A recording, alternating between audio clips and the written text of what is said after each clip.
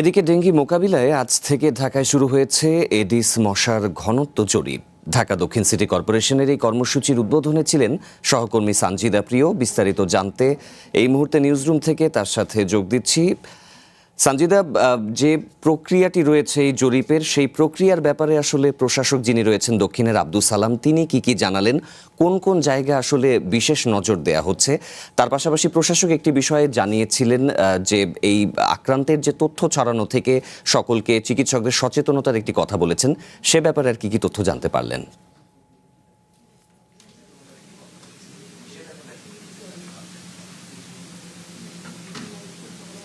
ইতিমধ্যে আপনি জানেন যে এখন পর্যন্ত ঢাকা দক্ষিণ সিটি কর্পোরেশনে 10 দিন ব্যাপী কিন্তু এসিড মশা নির্মূলে কার্যক্রম পরিচালনার আজকে থেকে জরিপটি শুরু হয়েছে এবং এই জরিপটি কিন্তু ঢাকা দক্ষিণ সিটি কর্পোরেশনের আওতায় 75টি ওয়ার্ড এবং 2250টি বাড়িতে কিন্তু এই জরিপ একযোগে চালানো হবে 10 দিন ব্যাপী। এই জরিপে কিন্তু 4টি এখন পর্যন্ত মনিটরিং সেল গঠন করা হয়েছে। এই সেলগুলো কাজ করবে বিশেষ করে যেই রাজধানীতে বিভিন্ন সরকারি বেসরকারি প্রতিষ্ঠান, স্কুল, কলেজ, বাসাবাড়ি যেগুলো রয়েছে সেই বাসাবাড়িতে গিয়ে যারা হচ্ছে মাঠ পর্যায়ে কর্মীরা রয়েছেন তারা এগুলো হচ্ছে যে এসিড মশা নির্মূলের প্রক্রিয়া কার্যক্রম পরিচালনা করবেন।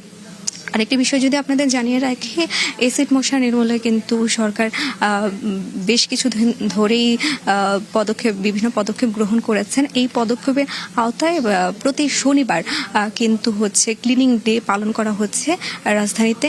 এই ক্লিনিং ডে পালনের পরে কিন্তু দেখা যায় যে বর্ষা মৌসুমে ডেঙ্গুর একটি প্রকোপ আমরা সবসময় দেখতে পাই।